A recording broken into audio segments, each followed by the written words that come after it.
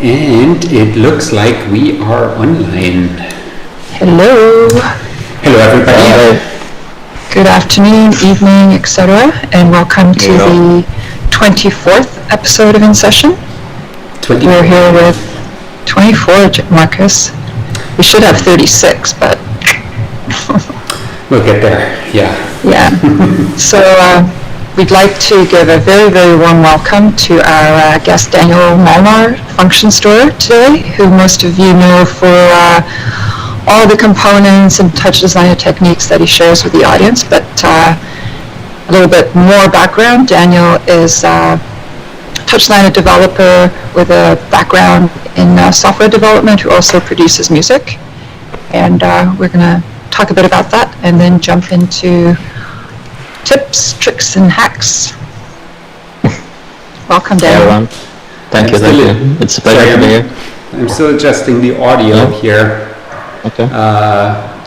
Please let us know if this is getting any better. Might have overdone it a bit. Yeah.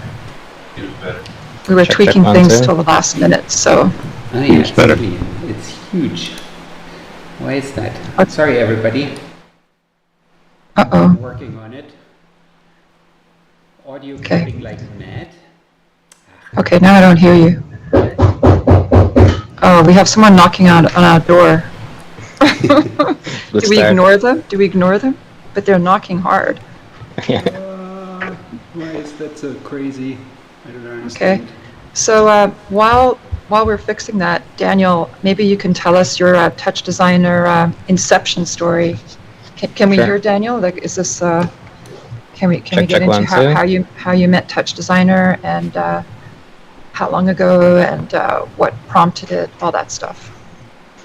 Yeah, sure. So I come from an engineering background. I studied electrical engineering in the University of Technology in Budapest. And yeah, I finished with a master's. I was working for about 7.5 years as a professional software developer, mostly dealing with embedded system development, so microcontrollers and all that stuff. Mainly on automotive projects, but I also worked as a DSP engineer at Harman, also working on automotive car projects. Crazy 18-channel audio systems for high-end cars and like active noise cancellation and all that. And then I moved to Berlin just before the pandemic. I worked also here as an embedded engineer and a Python audio engineer. And basically I discovered TouchDesigner, I think, right when the pandemic hit, or just after the pandemic hit. Good timing. So I also... Yeah, it was perfect. I think I was waiting for it to happen. I mean, not the pandemic, but something like the pandemic to happen to really get into something new. Because I come from a music background also, so like I've always been playing guitar and bass and in bands and like producing my own music. So I played around actually with VVVV, so V4 in 2014, I think. It was a pretty early discovery. I did one visual with VVV, and then I forgot about it. And then years later, I started doing some visuals for my band and for myself in After Effects, and also Winamp's Milk Drop 2, which is a super awesome kind of old schooly visual system built into Winamp. But you can also just, there's tens of thousands of visuals there that you can get, and you can edit them and look at the source code. And when I found this out and started messing with the kind of GLSL code that they have there, that was super nice. And that's kind of how I think I got into TouchDesigner through these things. Also that I couldn't do music when the pandemic started, because the reason I actually moved to Berlin was because I wanted to become a music producer. That was kind of my dream, to have my own studio and record bands and stuff like that.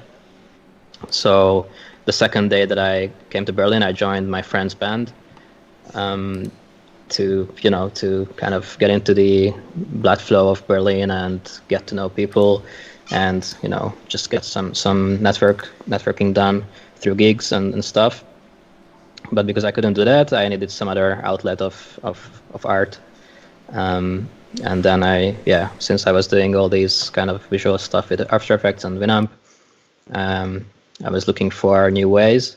Also, a notable mention is there's these apps for Android and iPhone, I think also, called Mirror Lab and Glitch Lab, and they're super cool. They only work on images, but they are very nice generative. There's very nice generative tools in them. And I was also playing a lot with that, and wanted to be more real time and more hands-on with the effects that I was using. So all these things culminated into me discovering TouchDesigner and falling in love with it. How did you, what was the first instance of you finding it, though? I actually don't really remember. No. It's okay. I think it must have been Instagram, or just I was doing research of visual tools, and I had lots of notes. So lots of different software were in that list, and I think TouchDesigner was also in the list. And it just stuck with me. Like, I actually looked back in my Instagram follows, like who was the first Instagram or TouchDesigner creator that I followed on Instagram, and you can sort it, Oh, really? like your follows. And TouchDesigner official Instagram was the first one, and the second one was Billiam. So that's He was your first link in. Nice.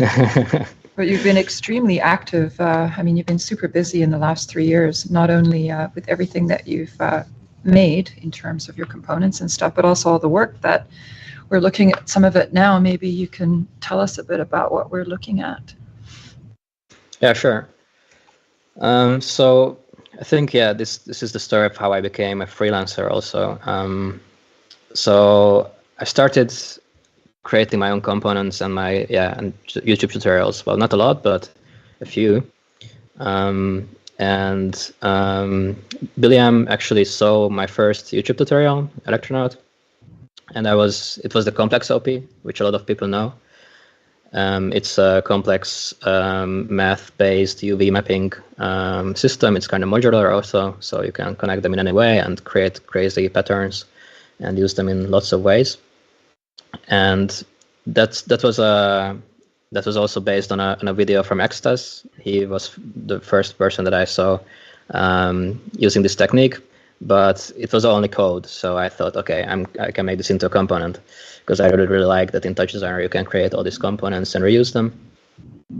So I made this video and this toolkit, and Billiam was working with Hybrid Experience, a creative agency in Dubai, and they were working on a project that had to do with fractals. And this complex OP is very close to fractals. You can make fractal-like shapes with it. So he suggested that I take this project, and then I kept working with Hybrid for a long time. I'm still working with them occasionally, but they do a lot of projects in Dubai and Saudi Arabia. The Spider-Man one. A Spider-Man one, yeah, for example. That was my first public Kinect installation. It was really fun. Learning in the trenches. Yeah, and just observing people interacting with your art or like your piece or whatever you want to call it. It was just a spinning portal, but it was really it was an emotional moment. I was sitting very far away from the installation and just observing people kind of creepily. But I kind of teared up, like, hey, I'm here in Dubai, and across nations, across cultures, you can still connect, and we have the same kind of That's amazing. Mm-hmm. So is this all one facility we're looking at with different rooms? No, this is all different works. Different project, different places. Yeah, this is the Spider-Man one that you're seeing now. It's actually done, like the visuals were done in Unreal, and then all the processing and output were in TouchDesigner. what we saw just now was also for Stranger Things. This one is with Piedra Muda Lab, who's also in the chat. I see them now. This was last October. We did a mapping show on a castle, like it's from a 16th century castle in Gran Canaria, and it was for the celebration of Martin Chirino, who's a sculptor, and we, together with Piedra Muda Lab, we transformed his sculptures into different digital artworks, and also created this interactive installation that we are seeing now. Yeah. So yeah. After starting to work with hybrid, I realized more and more that I don't like the normal 9-to-5 office jobs, and the dry kind of software development. It took you that long to figure that out? It took about 7.5 years. Yeah. Some of us aren't cut out for it, I think. Yeah, it's also just the inspiration, like you're working on some automotive projects. I don't like cars. I don't have a car. I never liked cars, and most of my professional life I've been working on automotive projects, and finally I found something that I'm really, really passionate about and also seem to be good at. So at one point I just quit my job and said, okay, fuck it, I'm just gonna try and make this my full-time thing. Yeah, smart move. Awesome. So, what prompted you to start making all these hacks in TouchDesigner? I mean, was it to speed up your workflow, or what? How soon did it start? Let's put it that way. I think like the first time I created a component, I was like, this is home for me when I can create a reusable component, and just started thinking more and more in terms of kind of modular components and modular systems. And there were a few inspirations. That, one of them, Alpha Moon Based Berlin, Wieland, also in the chat, author of the OLIB. If people don't know about OLIB, you should definitely know about the OLIB, td-olib.org. And he has a lot of cool components. Some of our are also in the toolkit that I'm gonna share. And I learned a lot of like how to use Python and create extensions and such in TouchDesigner from his components. But actually the first kind of system component that I saw was from Factory Settings, Stefan Quint. He released some, I think two components that I really liked, and I really liked that it was just one component and it could do a lot of things, very configurable. So yeah, I think those were kind of the roots, and then it's just annoyances that drove me to to developing my own kind of workarounds and the UI hacks and all that. I love TouchDesigner, but there's stuff missing from the UI, and I wish stuff were there, and I was like, okay, I can actually just do it myself, so no reason to to suffer, to not do it. Yeah, no reason to suffer. Exactly. Now it's there. So when did you first go under the hood, i.e., into the code, the mystery parts of TouchDesigner /UI and /sys to see what's there, because that's kind of where you're hacking. Yeah, I think Yi Chen, he's also in the chat. He has this awesome palette search tool that's also in the toolkit that I'm going to share. So that's the first time I saw anyone hack the UI, and I was curious. Okay, how does he do it? I think that was the first time I really ventured into the /UI and /sys and all those mysterious places. Sorry, Daniel, if you want to show that on your screen, I can just put your screen into the corner here and you could show the palette search so people understand what that is. Yeah. You can see it now? People should be able to see it, yeah. Yeah, cool. So yeah, the TD palette, how's it called? TD search something. Yeah, TD search palette is from Yi-chan, Yitaro. So it allows you to just search in your palette. So you don't have to go through all your folders to find something, and it allows you to very quickly just drag something. I also added a hotkey, so Ctrl-Shift-F just focuses it, and I can just start typing right away, and just drag whatever I need. So I think so this it's is super searching cool. the names or the names, yeah, searching the names and okay, and just lists them. So it's nothing too fancy, but it's super useful in my opinion. This is also, what people are seeing on my screen now, this is going to be what we're going to be talking about. It's my collection of tools, and this is also part of the tools. So if you get this from the GitHub, it will install, everything will install by itself, but we're going to talk about that soon.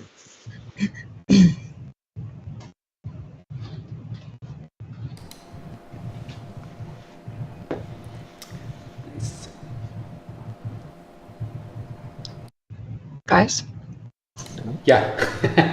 my audio is a little messed up, so I can't. Are you studying the network, it. Greg? Okay. No, my audio is screwed up, so everything's kind of noisy. All right. So maybe, Marcus, maybe it's time to go into the new segment of our show, because it'll give people time to figure things out.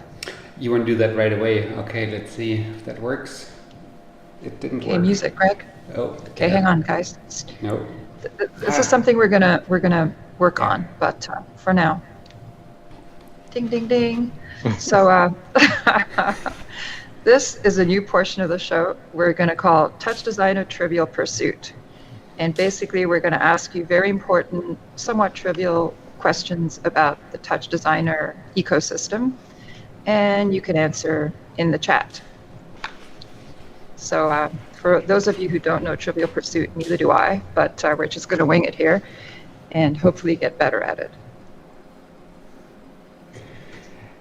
Greg's supposed to supply music, but that didn't happen. Okay. Oh. Greg actually went missing altogether. Greg went missing. Damn it. Okay, not guys. easy today. Okay, The music is there. let's see. Let's start with a question about Dan. How many times has Dan saved a TouchDesigner project file on his laptop in the last 3 years? Okay, so while we're carrying on with the show, you guys can get Sounds like a distracted. trick question. It's not. They're going to get a lot easier. Okay, so perhaps we should dive into some of the, well, okay, this leads me to a very... Sorry, Marcus? there's one trivial pursuit question that already got answered by Dylan Mitchell-Funk here that should be mentioned. Trivial Pursuit comes from Niagara, Canada, apparently. Oh, okay, good. We're staying local. There you go. Local game shows. So did Dead Mouse, I think. So, there you So go. does Dead Mouse. See, lots of trivia coming at you. Yeah. There's a question in the chat counting backups. So like it's the amount of times I've hit Ctrl-S on my keyboard. Okay. No autosaves, no nothing. And yeah, Wieland says Tox is the way to go. Sure. Okay. And there's only one correct answer. Yeah. Yeah. You can- Clearly. Yeah. Must be. Yeah. Okay, so you guys think about that. And Daniel, why don't we turn over and get into some of what you're going to be showing us today. Sure. Before that, maybe I just wanted to show quickly the complex OP and like kind of what started like my first two tools that really helped me learn actually TouchDesigner. So that was the way that I learned TouchDesigner, to just start working on my own tools and stuff. And this is the two tools that really helped me. One is the complex OP, which I talked about. You can create all kinds of different wacky mathematical shapes with this tool. There's a lot of parameters that you can play with. So this was kind of the first thing. And where does that one come from again? What do you mean? What's the origin of it? Did you pull parts from other people's work? Yeah, like Extas. He had Extas, yeah.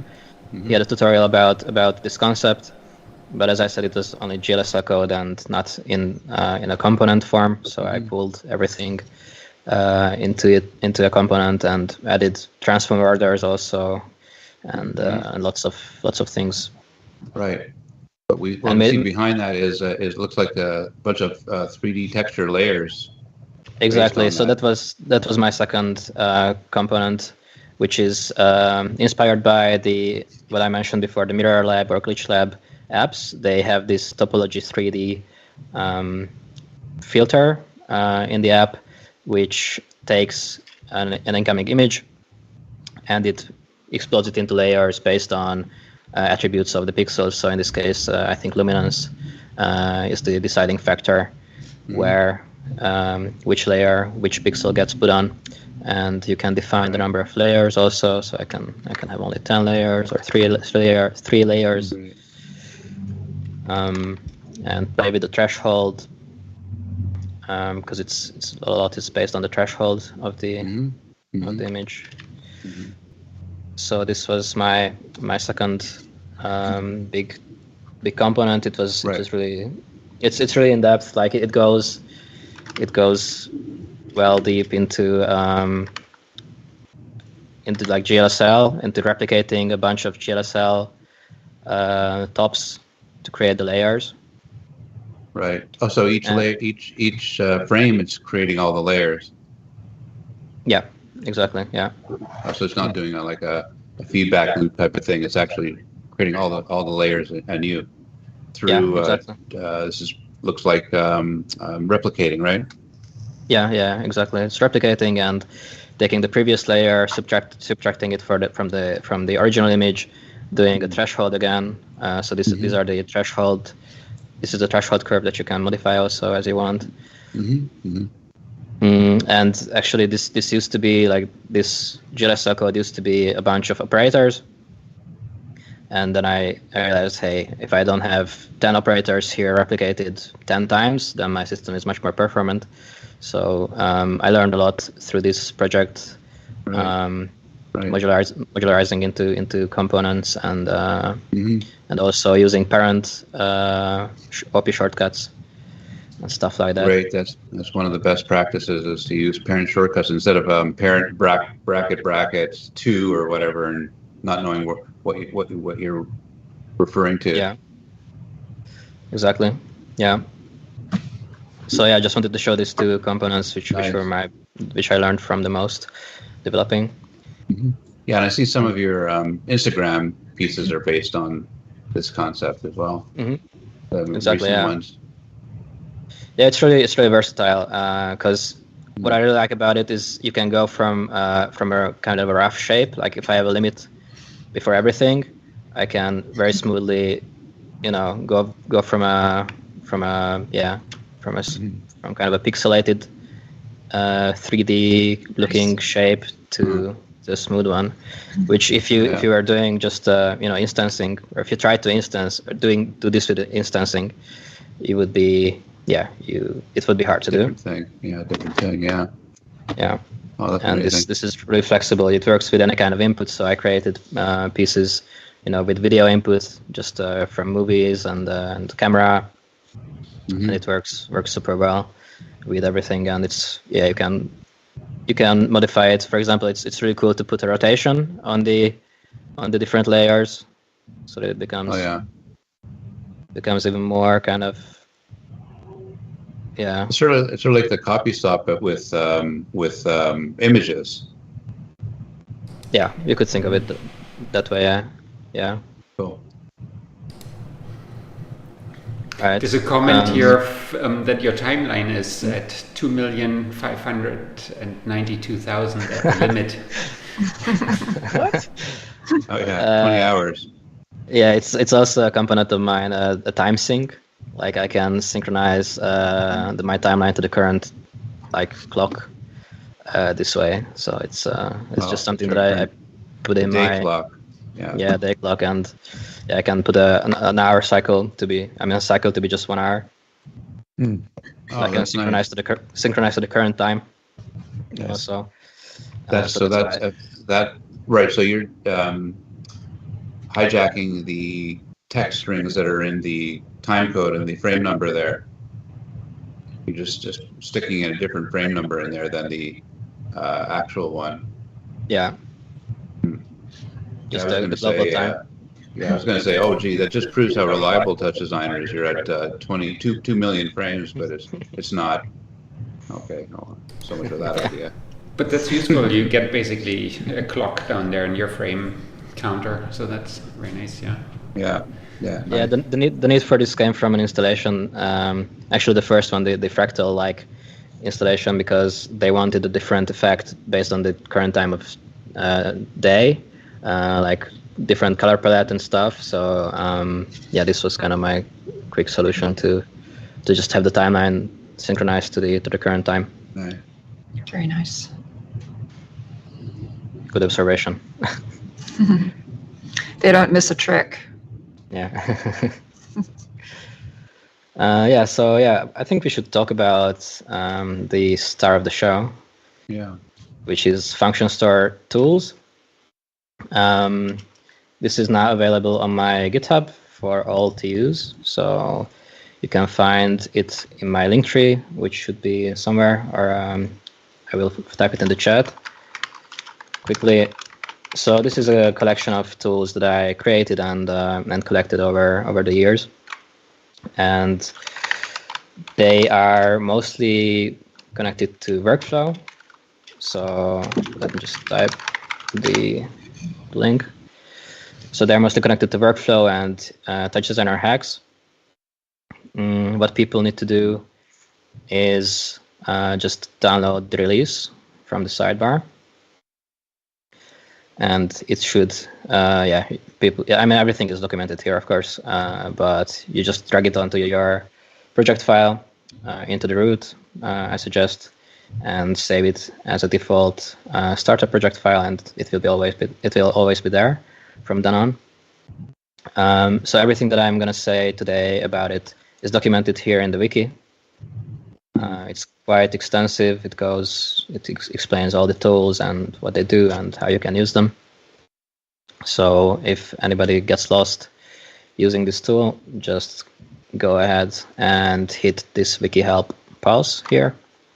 So this is available for everyone for free, but if you want to support me, you can do it through Patreon. I've set up a new tier for tool supporters.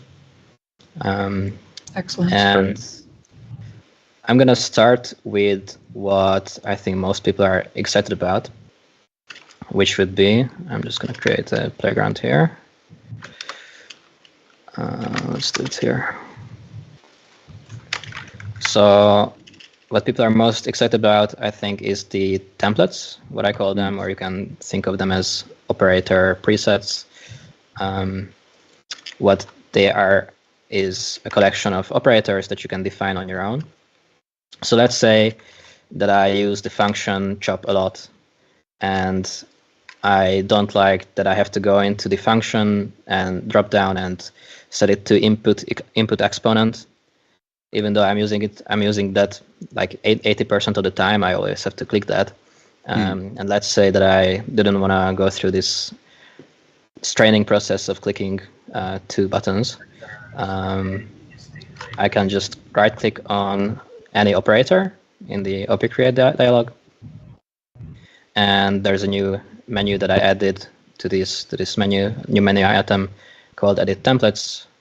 If I click that, this pop-up window shows up, and this is actually my collection of templates. So I'm gonna go back to the function one, and right here I can just add a function chop, set it to whatever I want. So I like input exponent. I can even color it. I can even put a null after it if it's something that I do often. And the next time, well, first of all, I'm going to save this by clicking this open templates with the middle mouse. It prompts me that I'm about to overwrite my templates. That's fine. So now that I'm back in my project where I was, when I want to put down a function chop, now there's 3 arrows that denote that, hey, there's a possible template that you can use.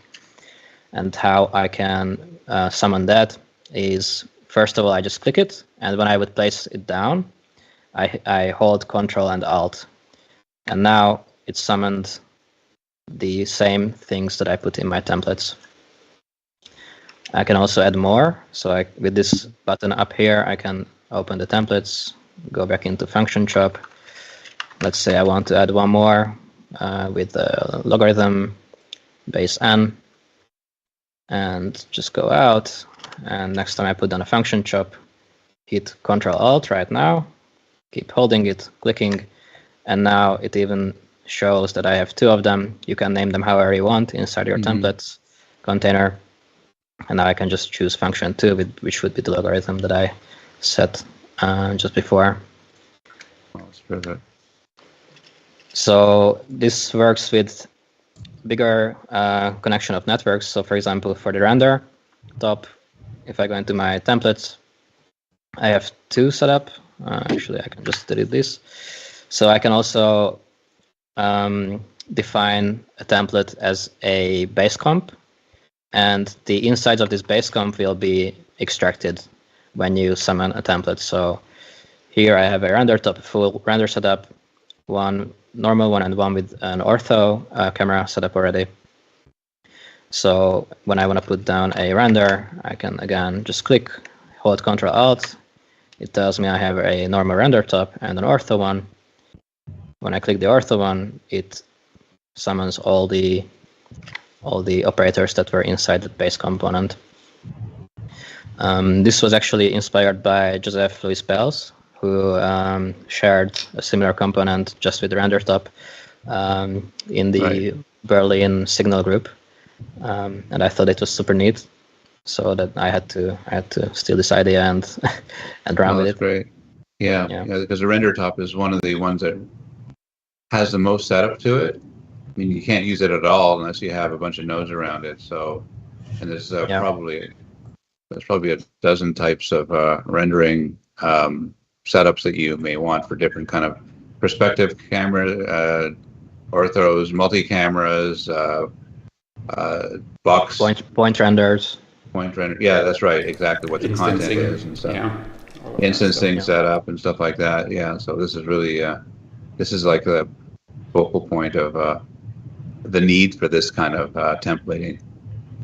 Yeah, I mean, you could use the palette, but that will be inside a base component that you drag in, and sometimes you just want a flat structure of your network. Yeah, that's right. Actually, it's interesting because I wanted a feature in when you get a component to take the contents from it, not the component itself. You load a component in, and you take the flattened insides of it, but it wasn't a trivial. Well, obviously you could probably do it, but we weren't able to do this easily with components. Well, the problem, as we were speaking with before, is when it comes in, your references and your expressions and your connections become scrambled, so that needs to be untangled. But yeah, we definitely want. Well, but if the insides were right. If the insides were, if you put it into another complex network, have you seen that? Does it wire to the wrong things? Sometimes I'm gonna show what we're talking about. So yeah, for example, with the limits, I usually have a limit and then a math to kind of normalize my limit back to 0 and 1. So this is the limit. There's the minimum and the maximum, and this math one is referencing to these limits, min and max, and rearranging it back to 0 and 1. Yeah. So this in my templates is saved as such. So it's always referencing to limit 1. But if I want to put down one more of these, there's a small error because now this is still limit 1, even though it should be, technically it should be limit 2. Correct. But because these expressions don't update with the renames, you are stuck with this problem. That's right. We would have to go in and analyze the expression and alter the strings that are in the Python expressions. You could do that in simple cases, like here you're just referring to limit 1, but if you're building the operator path from another expression, string plus string plus string, then it becomes more difficult to reverse engineer it on our end, but it could be done. And it can be done certainly for simple expressions, and we encounter that all the time, Jared? Yeah. I mean, in this case, you could do me.inputs, I think, but it's me.input 0. You can't rely on that. We'll always do it. That's what input 0. Dylan in this as case, well just said, but it's tricky. Other question: doesn't the limit have that's a total sideswipe? But doesn't the limit have a normalize so that you don't have to reference it after? No. Yeah, it has a normalize, but you might actually just wanna not normalize to 0 and 1. You wanna rearrange it. Or I mean, then you don't need to. I know it's a total sideswipe. Then you don't need to reference the limit in the from range. Don't do it. Would that work as expected? So we have this. If I hit normalize, I don't know. What you could? That's weird. Okay, never mind. I'm not sure why the normalize does that. I think looks like a bug. I think it's for multi-sample chops probably. Yeah, it takes it's mostly for multi-sample chops. Exactly. If it's one sample, there's only one thing to normalize between 0 and 1. Exactly. Yeah. Okay. Yeah, I think Greg mentioned one strategy, which would be you take the component that your home base, the home component, you put it into a new spot, and then you run a function on it that looks to where it's going and makes sure there's no collisions, modifies the component, and then places it in the network. So if we had it'd be like a normalized network or like clean network, make fresh names function that did that for you, that might be really useful. Yeah, we'd have to add something like that in as a function to a network. It would be the op place, like a callback for the op place, basically. Op place does whole networks? What's op place? It's the ghost. It's when you get the ghost onto your mouse. No. Nothing like getting a ghost on your mouse. I have no idea what you're talking about. Give me a better term for it. Add that as a trivia question, Isabel. What the hell is a ghost on a mouse? I'm making up a card as we speak. All right. Term time. What do you call them? What do you call the outlines on your mouse? The outline. Yeah. I don't know. I guess it's a ghost. Let's call them ghosts. Okay. So Dan, if you use this kind of templating all the time, does it fail a lot for you because of this general problem, or how bad of an issue is it? To be honest, I mostly use the render when we're talking about multi OPs, and mostly just use single operator templates. So it's not a huge issue so far. Also, I finished developing this, in the past 2 weeks. So I didn't have a lot of chance to use it. Of course, I test while I'm developing, but still, the usage is to come. Mm-hmm. Yeah. So you figured out how to get at the like using the shortcut control something to do the alternate where you pull up your menu to pick up the template. So you're hacking the shortcuts, which is one thing, and you also hacking the op create dialog to add the extra menu item. So what was your experience in doing those things? Because some of that's in the nitty gritty, even the old T-script world. But fortunately, the pop menu is more recent, so you can probably do your additions there. And actually, and the second part of the question is, what are you actually doing to add that in? Like, are you injecting code somewhere? Are you changing a menu? Are you cloning something? Yeah, I will show that part. But it's really fun process for me. Kind of backwards engineering TouchDesigner and its code, and finding where I can easily inject my own functionality. Both of these things. So if you go inside the function store tools, OP templates, UI mod, both of these hacks are in here. And first of all, the hack to get these arrows in there is a simple script that it's not a lot of lines. It's about 20 lines of code. It pulls the templates that I have from the OP template component as an attribute. So it's a dictionary of the OP types and then the templates themselves. So I only look at the keys, the OP types, and I'm gonna actually open up here. We can look at the UI. If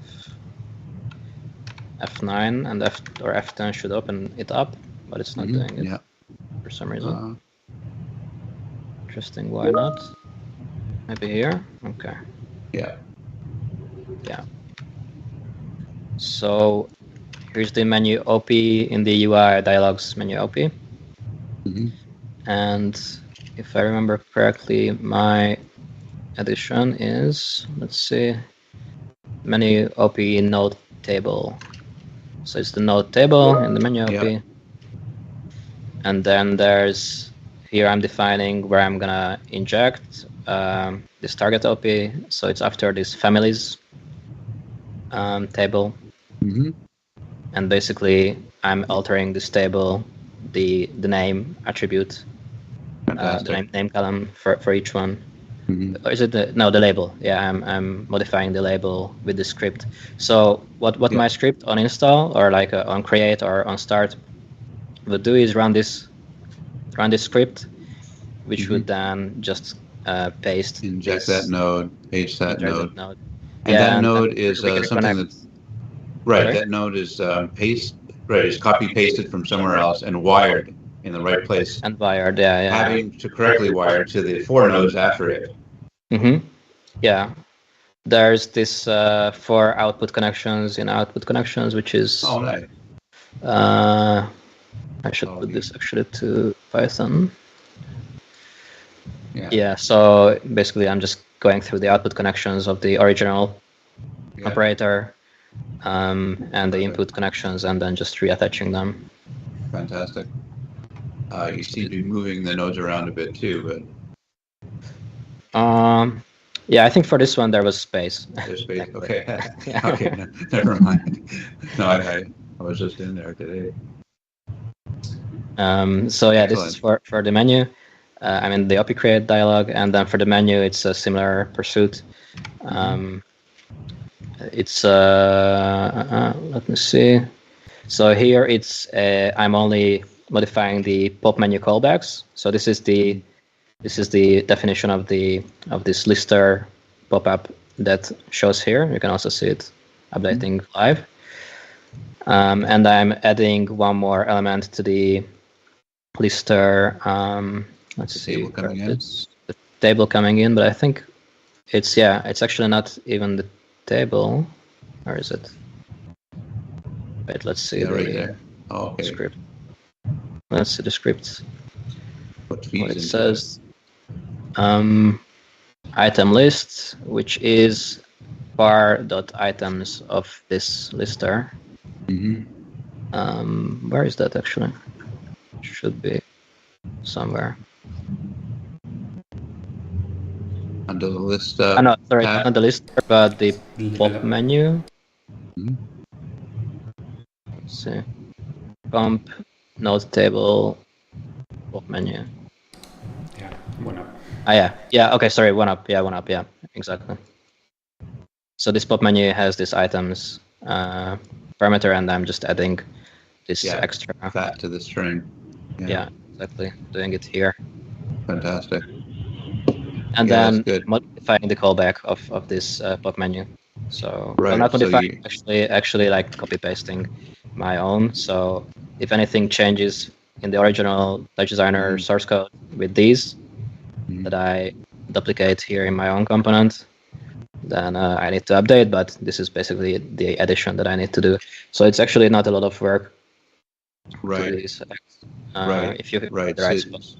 So if we do change that callback code, you would have to go and change your mirror of it, your extension of it. Yeah, I could also inject this code into it, but I didn't want to bother with that. Yeah, it's tricky because you have to search for text, and there's no easy way, or search for the text above the next def, maybe, but it's all special case. Yeah, exactly. Yeah, it's hard to tiptoe around, which is why we especially don't support hacking things like this, because we may change things on the inside, and the users have to bear with it. I'm ready to update my system. Yeah. So. And you have a very clean way of doing it too. And by the way, for people watching, when Daniel puts his cursor over part of the UI, like the menu, and presses F10 or F9, it jumps to the network that contains it. So that's a kind of quick way to see what's behind anything in most things in the UI or anybody's panels. Also useful if you're running an installation and you have a perform window and you want to get a pop-up of the network, and you don't want to press escape or like hit some weird keyboard, or like set up some keyboard shortcut to do that. Yeah, I learned this from Wieland. Yeah, that's a good trick, because just even if you just want a network in general and cruise around, it's a good way to get a network up without having to, as you say, escape, cruise around, and then go back into perform. Yeah, that's pretty good. So yeah, this is LP templates. Under the hood, it's Under the hood, it's a bunch of Python code. Unfortunately, I only found this UI.copy OPs and UI.paste OPs very late into development, and I was re-implementing a lot of functions that these two do, like for example, keeping the relative position of the operators when you do this copying, because I was using the comp.copy OP, which doesn't do this. So, but people can look at the code and analyze. Yeah, a lot of these things are there, but are hard to find. So there's a few other things up in the toolbar up there, so we should look at them. Yes. I will go maybe from left to right. So this is the main kind of interaction with the toolkit up here. This installs to your toolbar automatically also. And first is kind of my UI or your UI, anyone's UI. It has a few components that have minimal user interface to them. First one is the global out select that I created based on the tree lister from the palette. And the idea behind this is that if you create a bunch of or any global OPs and you're anywhere in your network and you don't remember what the global OP shortcut name was, I do this a lot of times for sensors or anything that is kind of a monolithic structure that you might not want to, but that you don't want to copy and paste. So that's when global OPs are very useful. But yeah, it's hard to remember the names. And also, if I want to quickly look at one of my global OPs, I would have to navigate there in my network, and it's you can just this tool lists all of them in a tree list. So if I had more global OPs inside this, it would also list those. What happens when you drag that node? Does it give you? What's it give you? This one, for this one, it does nothing. Or it depends on the content or the type. So if I actually put, let's see if this works live, because it might not. Let's see if I put out dummy here. In principle, it should actually show up as an output in my global out select, but I know that I need to fix this. So it might not work properly. Let's see. No. Oh yeah, here. Oh. I was happy to see this drop down arrow, because that would have meant that it was going to work. Oh, I see. Because it would show a chop, and yeah. then you would select the chop. Yeah. So yeah, that's the idea. That it would show also your outputs as chops here, or like as operators. It shows your outs there. It just lists all outs. It lists all outs. Yeah, I need to fix this. I know that it's on my agenda. And then you would be able to drag and drop operators. But I can show this in a similar UI element here, which is OP store from Alpha Moonbase. It's a bit similar to the global OP shortcut definition, but it's also for any operator. So it's not the global OPs. You can only where is it? The global OP shortcuts you can only use for comps, but it might be something that you want to do that you define it for an operator. For example, what I do is if I have a connect, I will not put it down now, but if I have a connect top or whatever, I put it there into my OP store, because then whenever I'm in the meat of my network, let's just go back to somewhere else, and I want to get a reference to my connect, which you can only have one for each type of connect. Then I can just drag and drop this onto my network, and it's a select of the operator. Have you thought about doing the same thing with tags? Like, so you could say, I'm interested in these tags, and then you get the same kind of UI. Everything with a tag, just a big tag. Yeah. It's something that I thought of also with the templates, to have kind of a tagging system. Personally, I don't use tags a lot, actually. Yeah, I mean, you might think about using them more. Because they're less. They're easier to kind of make up your own names. Yeah. Also to do an OP find. Unmute. Like that's part of the structure. Yeah, that's right. Right. Greg, we can only hear you via Isabel at the moment. Yeah, you're right. Sorry.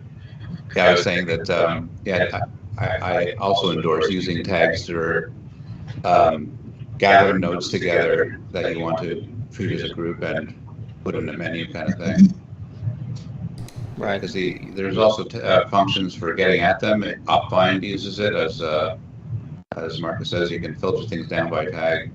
Yeah, another thing I would recommend if you started using tags is like, you'll notice all our tags are called TD, and the idea behind that is ideally the TouchDesigner focused tags don't interfere with your tags. So like your tags would maybe be called func or whatever you want to precursor them with. Yeah. And then your systems will come in, and so like if you wanted to search for all of the FD or the func tags, like in a system like this, you could just say func, and it would show you everything that all the different types of funcs, and then maybe you could go looking for the connects or the devices and so on. And then if it was nicely structured, then you could have a pretty good scoping mechanism for it.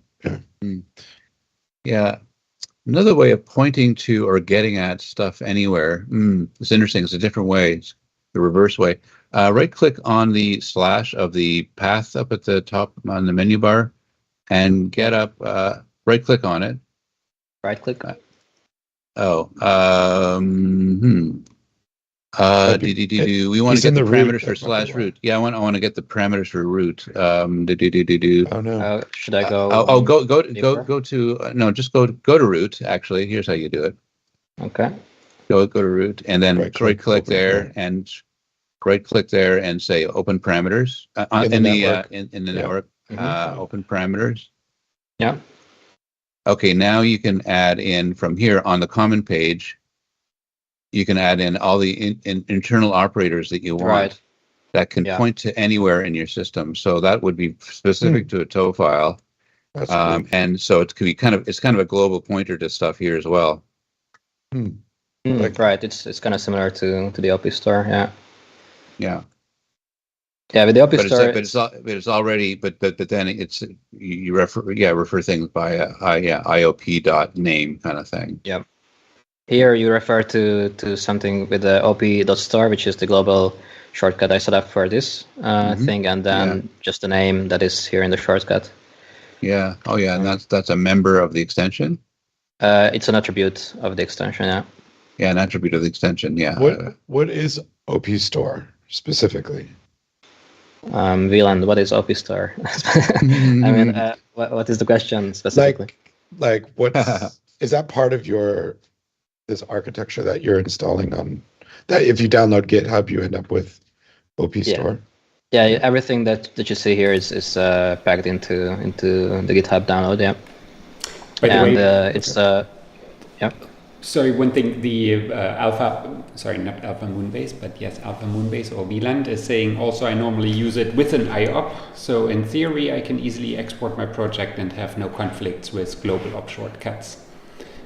Yeah. Okay. So that's cool. Interesting. So there's a way, because I would be worried about OP store. That's a cool, nice name to use, like just in your work. But I'd be worried about somebody else making OP store as well, and then now you're not compliant.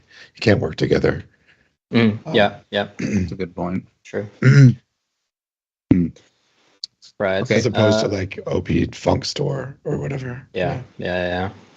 I wanted to add just a simple name that it's easy to remember. But yeah, that's a fair point. That doing an IOP would be probably better. But you can do that. So yeah. Okay. But yeah, also the main reason that I use it, this OP store, is just getting a quick parameter window of whatever I have in store. So I can have a quick also pop-up network there, and the viewer also. So sometimes I just put things here that I want to look at a lot, or just in a different part of my network. But it's kind of my own use case of the OP store. So going on with the next thing, it's the hot strings. I have this also up on the Oli, which I'm also gonna show soon. But what this does is you can define.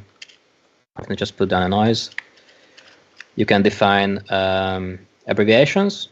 So here, for example, I have a hashtag AT as epstime.seconds, and whenever I type this into parameter box, it expands to whatever is in the next column. So I don't have to type epstime.seconds anymore. Something to note here is that this only works if you have your mouse over the parameter box. So if I type the same thing, it's not evaluating until I mouse over, and we discover this bug. Yeah, I'm using the UI.rolloverPar Python attribute. I see. It would be really good. Sorry, it would be really great if we could get a live kind of callback to what is being typed into a parameter box, because then we could also implement autocomplete or like suggestions. Right. So you'd get a callback before it actually typing anything. entered. As you're typing. Yeah. After each key hit. Yeah. After each key, and then you would do a call on enter. No, I would on each callback analyze what's currently in the parameter box being typed, and then do what with it? Convert it into an expression. Do a suggestion like OP. There's this very cool, I don't know if I have it installed, there's this very cool VS Code extension that kind of does autocomplete or like suggestions for you. So if you start typing OP no and O, it would tell you, hey, there's a noise 1 in your network where you're currently at. So you could have a similar system also inside TouchDesigner for the parameter boxes. That's pretty good. Okay, That's a good idea. And we can only have one. We can have only focus on one parameter box anyway, so there's not too much to there's not too much danger in that actually. That's getting confused. That's right. So it'd be a UI dot rollover typing kind of thing, or UI dot typing into parameter. Be a new callback function. A parameter execute, right? Is that not what it would be? Yeah. Mm-hmm. Yeah. Something like that. Okay. We'll have that implemented by tomorrow morning. No. Sorry. What I also use this for is hashtag PEP is parent.par. So stuff like this, and it's just you just put a new line here and define your own abbreviation and expansion. That apptime.seconds is kind of a big thing to swallow. Back in the old days, as you have there, the T-script version was $AT and $T and $. It was pretty simple. But Python and its culture. No, actually. That just kind of goes against Python because you're just typing random stuff in there. But the end result is clean Python. Yeah. It's almost T-script. Yeah. Yeah, exactly. And there's also a notable mention, by the way. Dreambait is his name. Vincent. Let me see if it comes into mind. Vincent Naples. He did a talk at the roundtable at the Node Institute roundtable, I think a year ago almost. I think Marcus, you were also there, or if I'm not mistaken. But he has also like a similar kind of TouchDesigner hacking he's got a huge setup. system. Mm-hmm. Yeah, his system is insane. It's crazy. it's next level, but for me it's a bit too much. You have to learn a lot of things, and there's a lot of hidden things. The design principle behind these tools were to be very easily to be easy to use by everyone, just by watching a video or just reading the documents, or even just mouse overing and then it says open templates. Okay, so but his system is really, really, really crazy, and he also does his own kind of scripting language inside TouchDesigner. So he has his own scripting language. I didn't see that. Yeah, interesting. Yeah. So going on, there's a few handy tools also by Alpha Moonbase, the MIDI mapper. Let's see if this will work. I will just create a mapping for my MIDI controller quickly. So let's say I wanted to quickly map something to my MIDI controller. I just drag and drop a parameter here and move the slider on my MIDI controller, and it's mapped just like that.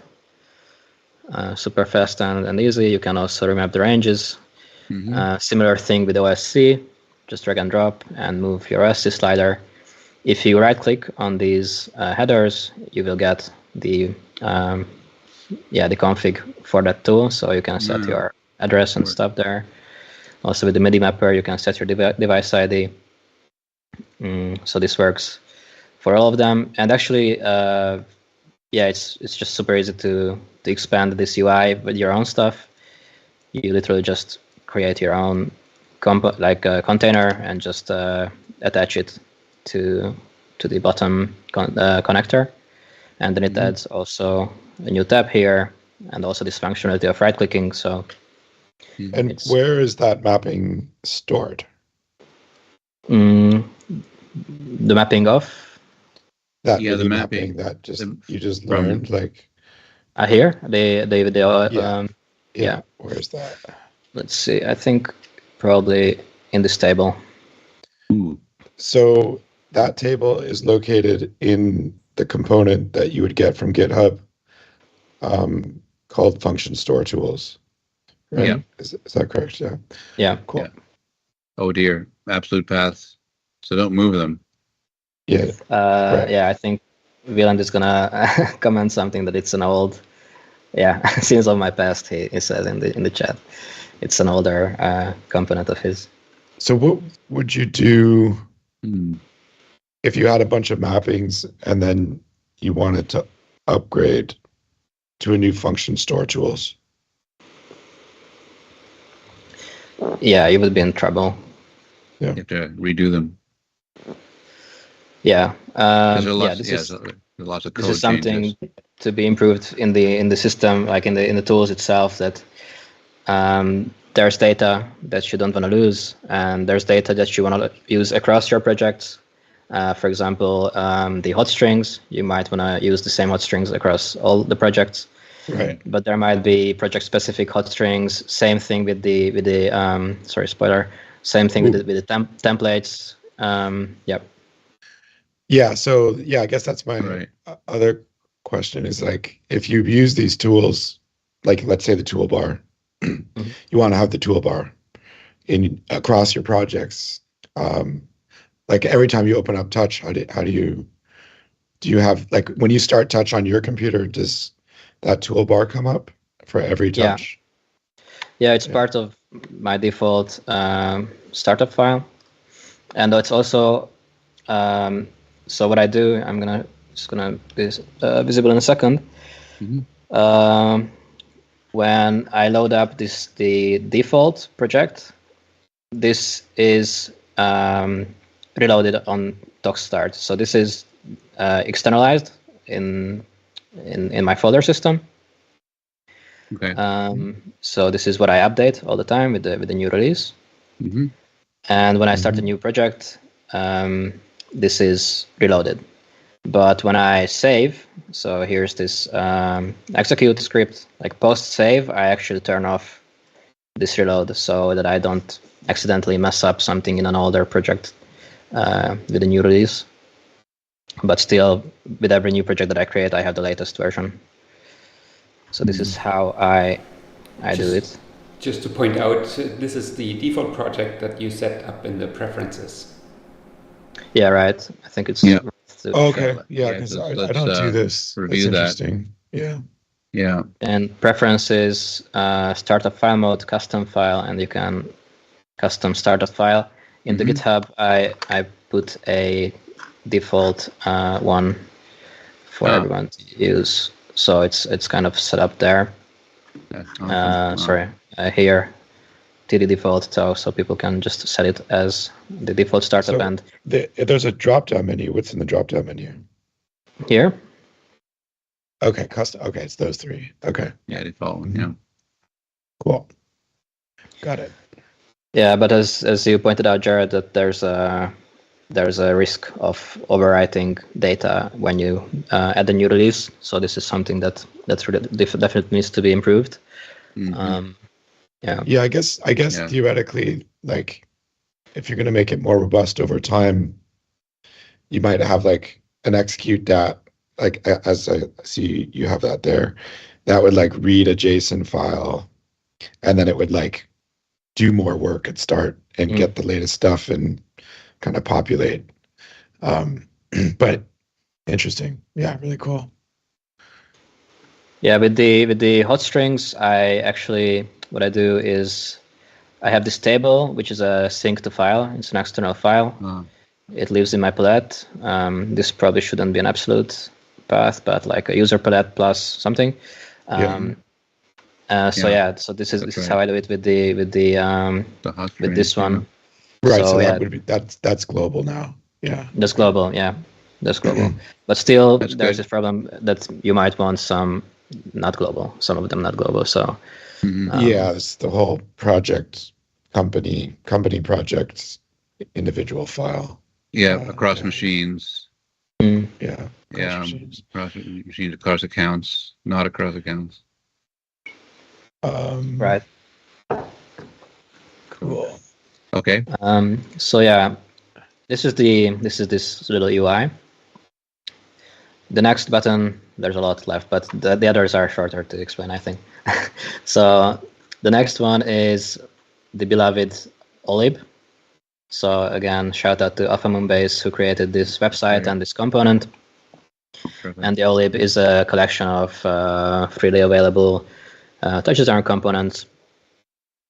People can contribute however they want.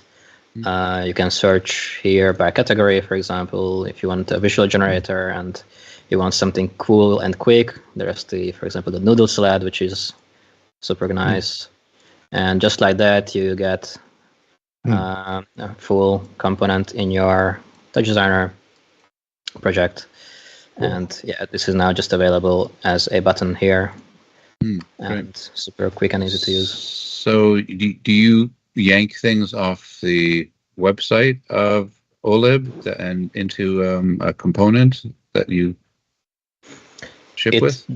Yeah, it downloads whatever was uploaded and places it into the project. Right. So you do that periodically to keep it up to date. You can keep them up to date with the Olib dependencies. So there's a separate component for that. To if I can find it, but yeah, Olib dependency. Yeah. So with this, you can keep your components up to date if you wish. Oh. But because I actually hack some of the components that I'm using from Wieland, I don't do that. Right.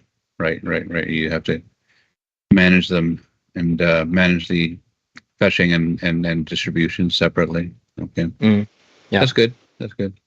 Wow. Yeah. So this is super useful, and I encourage people to contribute and just look around because there's a lot of gold in here. Yeah. Awesome. Cool. The next button on the toolbar is the open templates, so the opening the templates and template definitions. If you wanted to add a new template by hand, you can just add the base comp and name the OP type, the base comp the OP type. So I wanted function top. It also colors it with the family.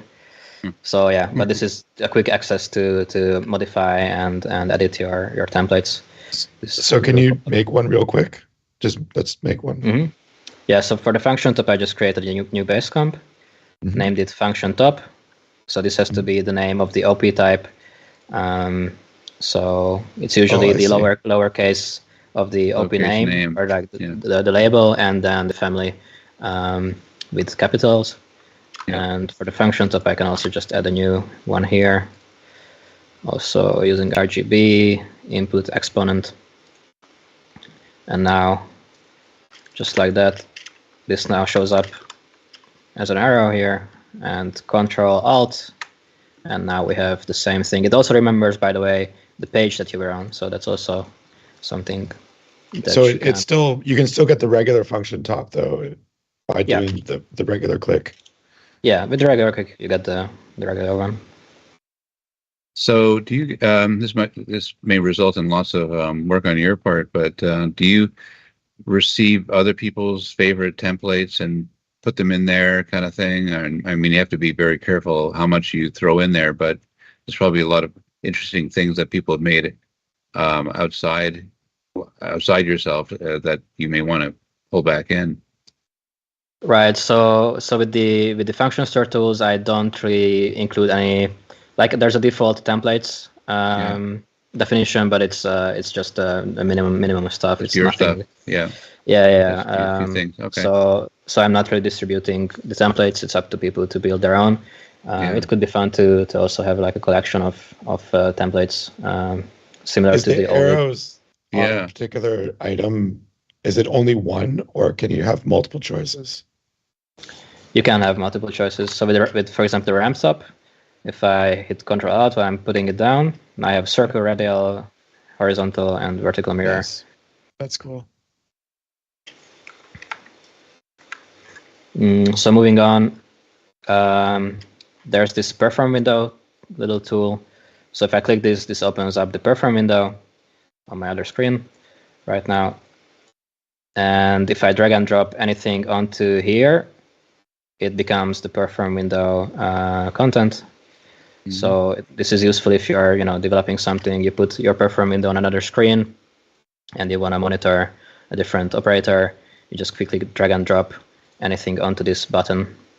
And if you right-click on it, it opens up the settings for the perform window. There's already spout and NDI output also built in. So you can quickly also just enable those.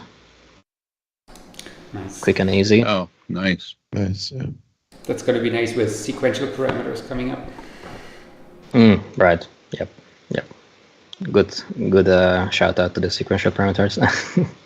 I'm very excited. Yeah, if people don't know, like watching the stream, maybe you can explain what those are. Similar to like if you put down a constant shop or a GLSL material, maybe that's then makes it more. Yeah. Just for material, yeah. Oops, sorry, wrong button. What do you have there, for example, on the arrays page or samplers page, maybe? Yeah, no, the arrays page is great. So you have those whole blocks of parameters as sequential parameters, and with an experimental release hopefully coming up, we will see sequential parameters as custom, like transported into custom parameter land as well. Yep. So users will be able to make their own block of sequential parameters and be able to replicate it in their custom parameter UI, which is an amazing thing in my experience so far. Yeah, and I mean your tools or some of your tools will greatly benefit from this because just being able to write multiple blocks of things. Yeah. As opposed to putting those parameters in a separate node and managing multiple nodes, you can put bunches of them in one node. So it really keeps simplifies a lot of your development management of nodes. What's the limit of these blocks? None yet. No? Okay, so you can put infinite amounts. Nice. Yeah, I guess it's the limit is the amount of you can scroll. Yeah. But Have you tried? And there's and you can right click on one of the parameters and say hit plus again, and hit plus again. So right click on any of the parameters in there. Right click there and say you can. That's next word. You'll be able to delete that one or something like that. So not really reorder too much, but bit of control. So we're working on getting that out as well. Yeah. Okay. Moving on. Moving on. So there's a quick mouse chop here for quick testing.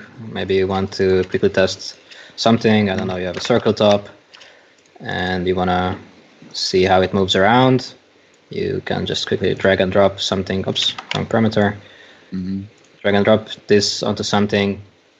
It also works with panels. So if you have a container with a panel, it also shows for the current panel. And what's the expression what's in center? What's the expression it uses? Yeah, that's a good question. Did I export here? Yeah, that's what I wanted to know. Yeah. It's a relative path. Looks good. It points to the function store tools, and in there's a mouse comp. I see. Oh, I see. Yeah. Okay. So it no matter where you move circle, it's going to work. Yeah. And hopefully this is unique enough. This global. Yeah, that's better. Yeah. Next up is the reset please, which is one of my favorites. So suppose that you have a lot of things on your network that you might want to reset, for example, an LFO or like a feedback. Let's put down a feedback edge. Right. So suppose that you have a lot of things that you want to reset at the same time.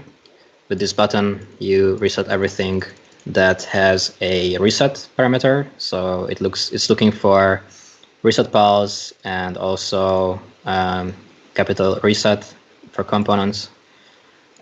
Also for scripts like that, it looks for clear, because in that it's not reset, it's clear. And you can define actually like what you want this to be enabled for. So for every family, every operator type that has a reset or a clear is listed here. So if I don't want to reset my LFOs with this, then it shouldn't, but it does. Something to look into. But yeah, that's the principle. You can also set your reset par names. So for components or geos or like comps in general, I defined reset and reset pulse. So these are then pulsed with the reset. So you could add clear to that, is what you're saying? Sorry? So you could add clear to that if you wanted to clear that. Already there. So this is mostly for this is for like a custom. Custom, right? Okay. No. Clear is already ingrained. Very good. Yeah. Okay. And this is also mapped to my mouse. So I have on my mouse I can nudge my scroll wheel to the left, and that would set everything. Wow, you want to do that often? Is that a mapping done in another one of your tools, or is that mapping built into that specific tool? It's built into the specific tool. Here it's Control 0. That is mapped to my mouse. So Control 0. Nice. Yeah. I'm doing that. This is kind of a optional thing. You can do whatever you want, but usually you can just pause this reset parameter. So yeah, this is super useful. People really like this. This is already on the Oli, by the way. But moving on, the next thing that I really am proud of, and something that I think is a needed thing in TouchDesigner, swapping operators. So let's say that I have here an edge and a blur after each other, and suddenly I realize that, hey, I want actually this to be the other way around, because then you get a different result. Normally you would have to do this dance of moving, connecting, moving. Instead, well, it was only 17 clicks, so what's the there's a dance. Instead, you can select these two operators and hit this button, and it would swap them for 2 clicks. Another workflow, I don't know if this is better or worse, but would be that you drag edge to the wire between null and blur. You can do that. And then it shifted for you. Yeah, but it would ideally. But hopefully, you drag without moving edge to that wire, and then and then it would shift blur to the right and insert edge over there. I've seen that in node editors as well. Oh, yeah. I kind of like the great operator swap here. You drag over the wire and then let go. But yeah. But that would swap to. Yeah, that would swap to them, or that would insert. That would move one of them essentially. But yeah, I see what you're saying, Jared. You move edge. You click on edge and just move it. You don't touch blur. Yeah. Yeah, and then you go. Yeah, you do that, and it would insert it and place them in the right order, or space them nicely. Yeah. Which I guess that's nice too. Yeah, because then you could, if there's something between blur and edge, you could still swap blur and edge without touching the middle. Let's see if that works. That's a swap. That's kind of a swapper.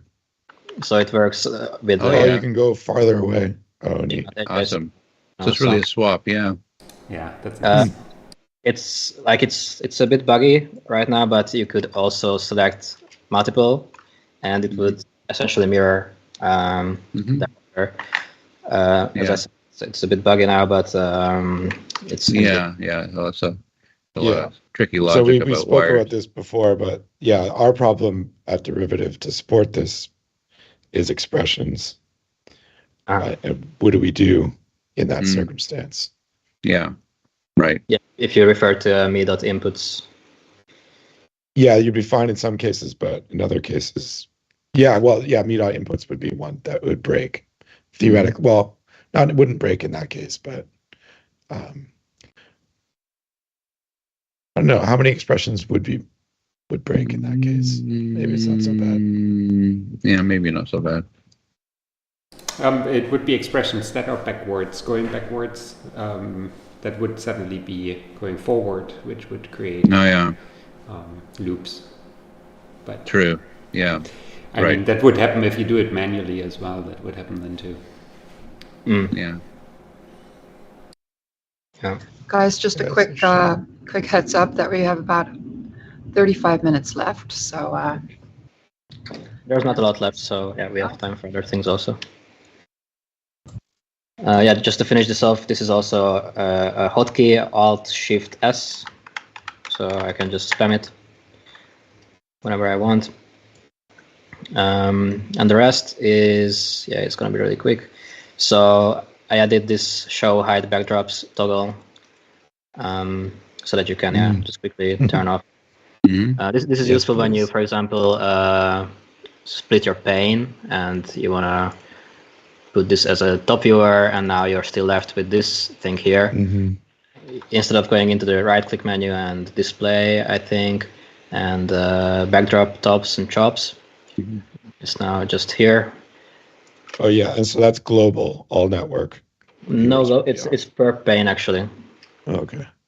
Yeah. How does it know the pane that you're in? How does it know that? How did you do that? There's a current panes pane attribute. Yeah.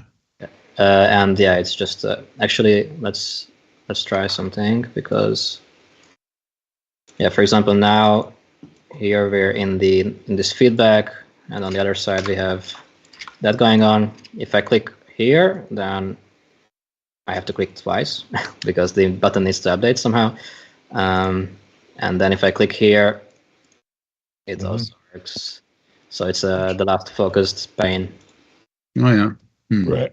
Cool. Is that T-script you had to get at, or is that Python code? I think so. I remember. Yeah, it must be. Having to deal with T-script, and I think this was one of them. Yeah. I mean, that I didn't think you could do that with a scripting thing at all.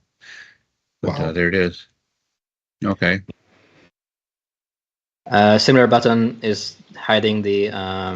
So it's the network editor. It's the network editor class that can do that if you want to switch it to Python. Okay. Network editor class. Okay. Yeah, maybe I don't remember. This was I think this was the first button actually, like the first kind of UI hack that I did after volume bar, or before the volume bar even. Trivia question. So a similar button with the network editor grid, also something that you might want to turn off when you're dealing with a lot of particles, or it's just annoying you in some cases. And then the next one is the operator, the top smoothness. So it's viewer and input smoothness.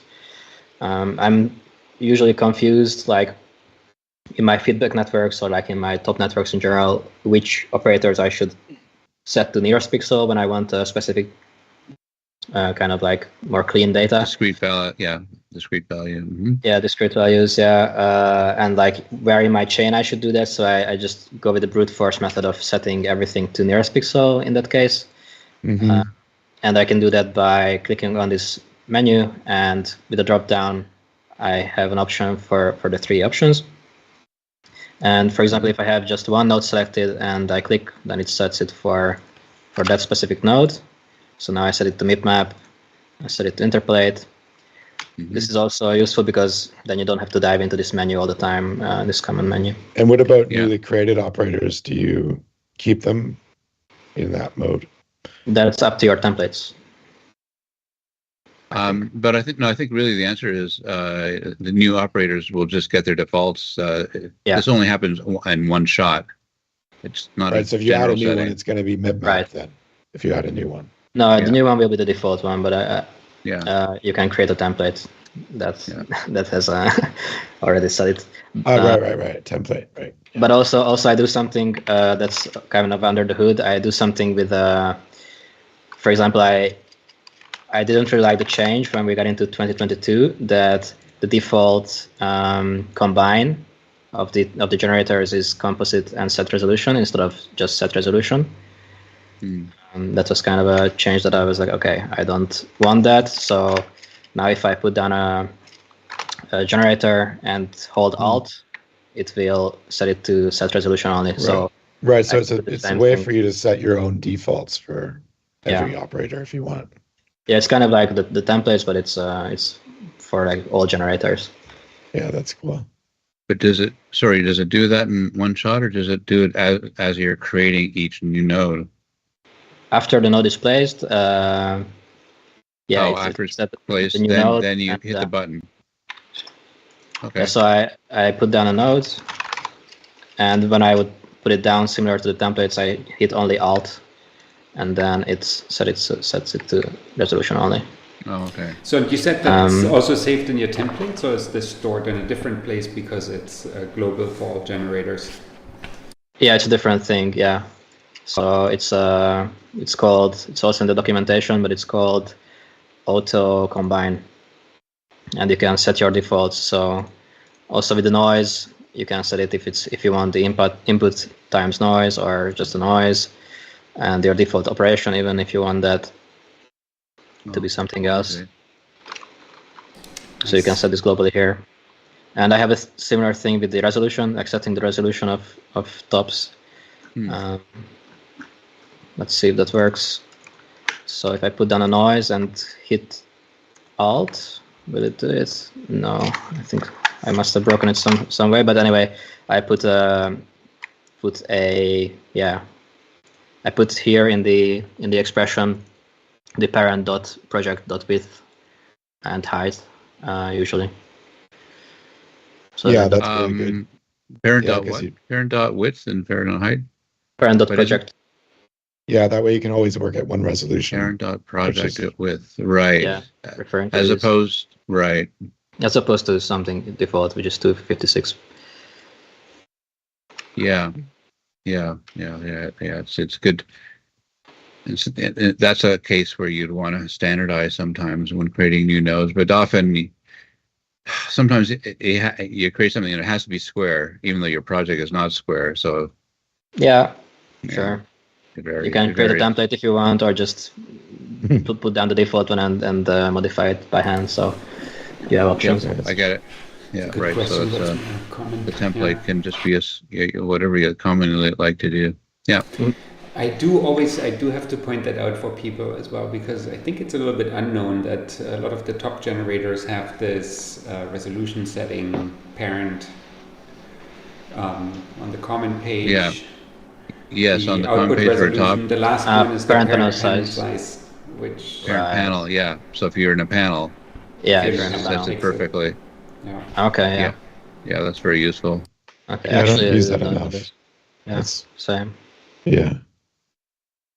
That would probably be nice if it would travel up to the first panel it can find or something. Yeah, I always thought about using that for UI stuff, but I didn't think about it for working with composites, which is smart.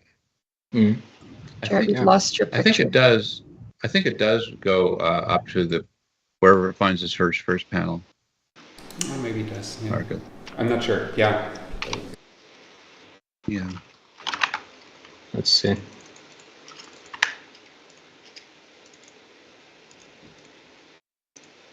So now it's the first parent. That's smart. I like that. Nice. Back to the input smoothness. If I want to set it for all the nodes, not just one. So if I select multiple, it sets it for multiple of them. But if I want to set it for all of them, I hit Alt while clicking on either of these, and it sets it for all of them. So I don't have to think about, okay, which one do I need to set to what. Nice. And there's two left. The global hawk chop. Very underrated chop, in my opinion. The hawk chop, if people don't know, it creates artificial load on your system, so you can test your network how it would would fare if something would happen to it. So if I activate this, one of our most ridiculous chops, but it's so useful. Ridiculous.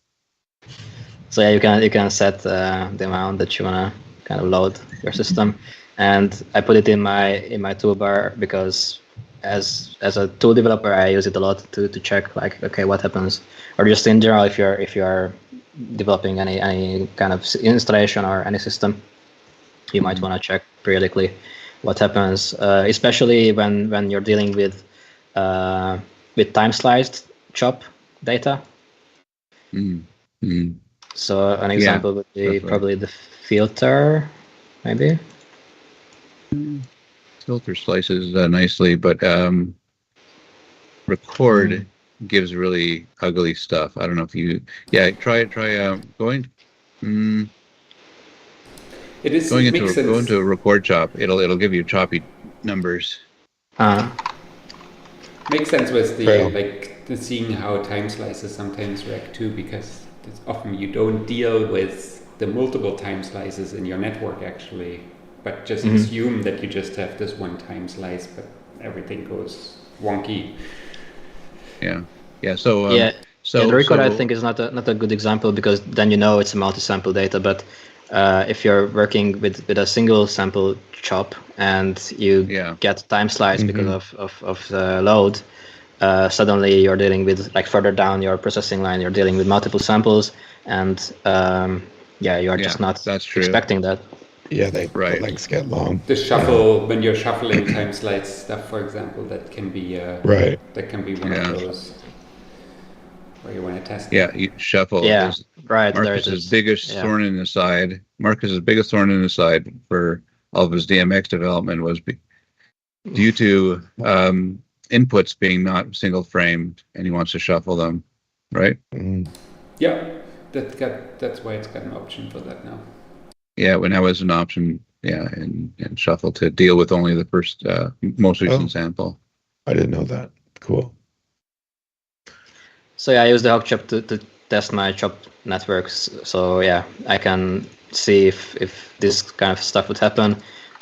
My solution is to put a trim chop, and it would be absolute, setting it to absolute.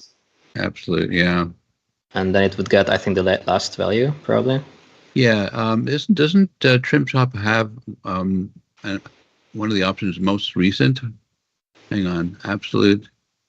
Current time slice. That'll be the frame. Same problem. There's no current frame in there. Relative to current frame.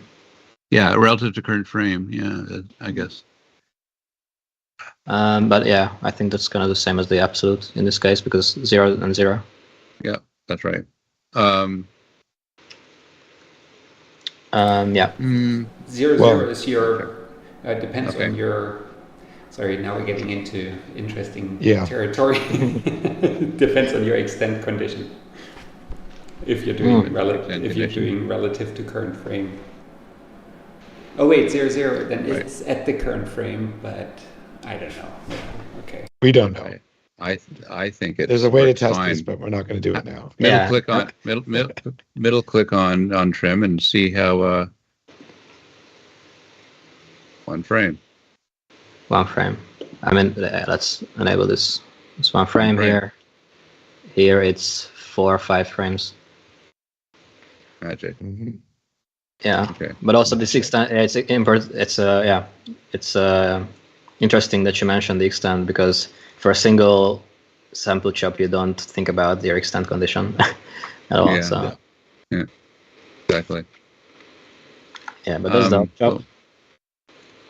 And then the last two things. So this is a global volume bar, so you can set the volume of TouchDesigner just with a slider or like mute. So where is it going to what is it affecting actually? If you have 5 audio out chops, there's a UI dot something something. UI dot global audio or something. Master volume. Oh, I didn't even know that. Okay. Yeah, so it's a global scale on all volumes. Yeah. Yep. It's and that's all volumes, yeah. Everything is multiplied by that. Okay, default one, and that's what's sent to your operating system. That audio signal modulated by that number. Okay. Does that work with ASIO too? I don't know. Oh, good question. Right. And so, yeah, I think so because I'm running through my sound card, and I mean, if that's what you mean. Yeah. When did we add that one? It's amazing how it's undocumented and there's no UI for it. It's part of UI, but I think it's actually fairly old because that came from we used to have that in Touch 17. There was an audio panel. Right. And yeah, there was an audio panel then. There must have been regression. Yeah. Okay, great. But I also didn't know about this UI.master volume, so I was doing op find and like setting for each. But then I found this master volume and it was just super easy. Like replace a lot of my extension just with one parameter execute. Yeah, we need to do a bunch of audio improvements to find all your audio device outs and be able to listen somewhere like we do with the monitors DAT or the Windows placement. List them and be able to look at them individually, because when you have a whole bunch of audio device outs, you don't know where they are unless you use an op find that, which is kind of a hassle. So we need to polish up some of our audio out controls. But here's one of them, just even the volume. Yeah. Good stuff. And then the last thing is the custom part tools. Let's say that I have a base comp that I already have here, and I want to promote one of the parameters to the parent as a custom component. So first of all, left-clicking opens up the parent parameters, right-clicking opens up the parent editor, and then I can close the parent editor because we don't need it now. I can just drag and drop a parameter onto this icon, and it adds it to, and also automatically binds the parameter to the parent. Yay. And it's a config thing. So if you look for the custom part tools in the function store tools, then you can set it that it's not bind, but it's actually a reference or expression. Nice. Okay, so it's just simply a drag and drop to an existing button in the UI. You just have to identify what that container is or what that component is once. Yep. Right. So, and then if you want to do it to another component, if you want to bind it to another component, you just. What happens if you drag a parameter from the noise directly onto the container? Like so? Yeah. Yeah. Nothing. Oh, that doesn't work. That's ridiculous. Should it? Yeah. How does it deal with like if you have a second noise and you drag the same parameter there? So let's unbind it and let's see what happens. It works. So yeah, the naming was a pain in the ass to solve because you get a lot of lowercase, uppercase, yeah, a lot of naming conflicts. And especially with power groups, it was. Yeah. Oh my God, that could be ugly. But now it works with power groups, so it was a lot. Wow. A lot of effort. Yeah. Oh yeah. Yeah. It is really bad. You got them all. Okay. Yeah. And this also works with if I got again like a feedback edge. So if I drag and drop a whole component on there. Okay, did I just crash my TouchDesigner? No, it did it. Yes. So it added all the parameters from that. You drag the page?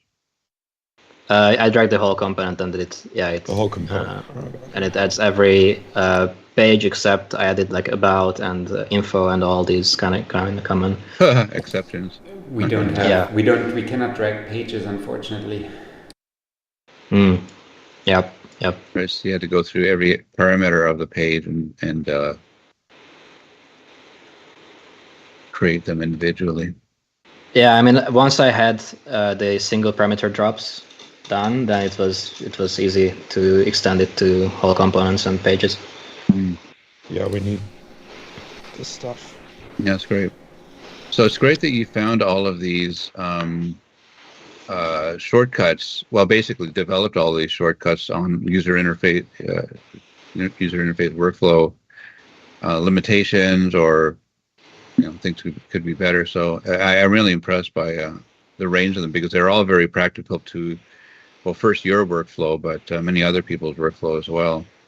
And as you come across things that you do often, you're often thinking, oh, maybe I can make that into a new module in my toolbar. So it's great evolution over like 2 or 3 years.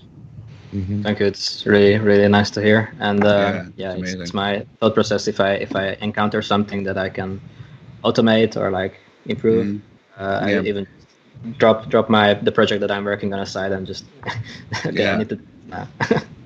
So hey, do you want to try to add a mystery feature? Yes, but one last thing, which is just really the last thing. If you drag so if you have an operator and you drag it somewhere and hold Alt, it will create a select of that operator for you, so you can quickly create select. So what is it? Alt what? Alt and just dragging it to a new place. Mm-hmm. Teleport. How do you catch that? How do you catch that action? Alt, drag, drop. Alt. So Wieland has this kindergartner in the OLIB, which looks for on op create callbacks. Yeah. And then what I'm doing there is, let's see. So I'm looking if the position changed of a selected operator. And if the hotkey is set, then I create a new select of the same family, set the reference to the selected operator, and put back the operator where it used to be before dragging. Mm-hmm. Yeah, it's interesting. I was trying to do something very similar to that, and I got stuck on some of these callbacks. And it would be something similar where you it would be Alt, drag an operator somewhere, and then you pop up the op create menu, so you can actually select the operator that you want to create there. You're creating a select, but if you bring up the op create and just pick the one you want, you can save on a lot of clicks related to where you want to place the next node. I think you reduce the number of clicks to half of them. So do you know what I mean? What would you use this for? Creating new nodes. Any new node after connect a node after a node. So if you want to create a new one after this one, you go Alt. So to actually do it, it would be essentially that, but you do instead of like a quick action. Do your Alt, create a select now. Yeah. So instead of popping that node there right away, you would bring up the op create and click on it and select the one you want to create and stick it at that location that you just and created. Connect it also. And connect it also with a wire. Yeah, you could do that pretty easily actually. Yeah. Yeah. Okay. I'm gonna have to enlist you to do that. I was gonna try that out. Yeah. But I think that could be another feature in this as well. Nice. So should we do the mystery challenge? Sure. So can we do one more button quickly? Just a quick explanation, because I saw that beside the home button on your on the pane. Yeah, what is that? Yes, that's last night that I did it. Wow. So good eye, Marcus. If I click this, it lists the parent OP shortcuts where I am. So if I just create a new base here and name this parent anything and go inside. So I'm here, and let's say that I wanted to refer to one of the parent shortcuts. But again, I need to remember what was it, how many did I have, how long do they go. So if I mouse over this, it tells me the op shortcuts. Okay, that's in the hierarchy. Nice. It'd be nice to see the name of the shortcut itself as well. This is the name of the shortcut. How's there a slash in the name? The slash is just. Oh, I see. I got you. It's FNS, and then it's anything. Yeah. Yes. I got you. Yes. Yeah, so it shows you just the structure. Yeah, okay. Just structure. And also if you mouse over to a single item, it also shows for that single item. Yeah, that's perfect. Yeah. Oh, nice. Yeah, Ridiculous. 100% agree on that.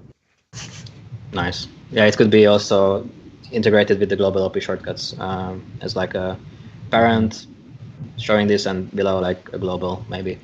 That could be for sure. improvement. Oh, yeah. Yeah. So should we do the mystery challenge? Sure. Give it a shot. So start up the new TOE file. I'll leave this open, I guess.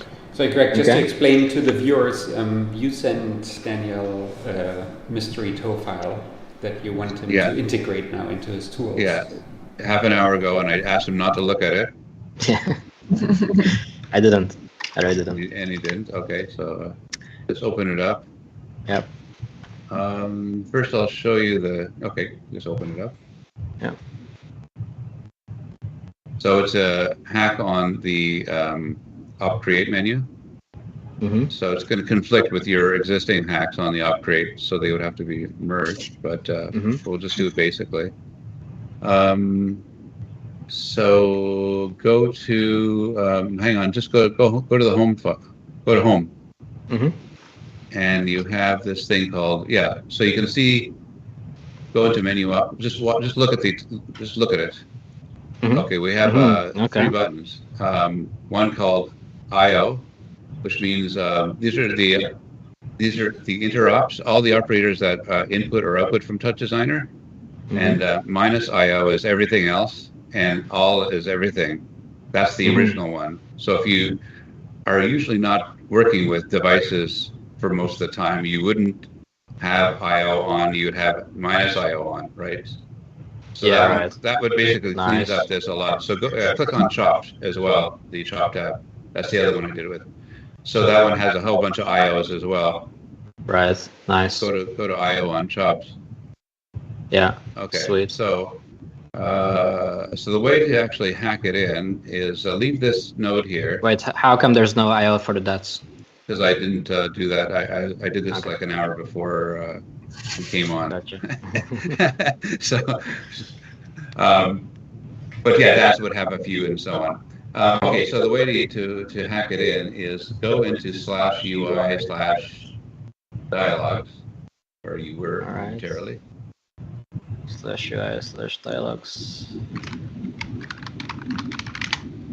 Yeah, and on the clone of that one, do clone path. Set the clone path to slash. Yeah, to slash UI. Menu OP? No, sorry, slash menu up. Yeah. And clone. Yeah, now get up the upgrade. There it is. Okay. So how would you integrate that into one of your buttons and stuff like that? Or how would you integrate that into, you wouldn't actually have it in your button, that would be the default. All it's doing is changing the clone master of one parameter to something that would be in your function store module. Yeah, I guess it would leave there as such, and then there would be an install script that would set this clone master and pulse this. And then I think if you didn't change anything else inside here, right, which I haven't. Then my script wouldn't conflict with it. Yeah. The only thing is that this needs to run before I do my installs. Yeah, that's the only thing I think. That's right. That's right. So that would be part of your Yeah, I mean, I think this is actually a fairly quick thing.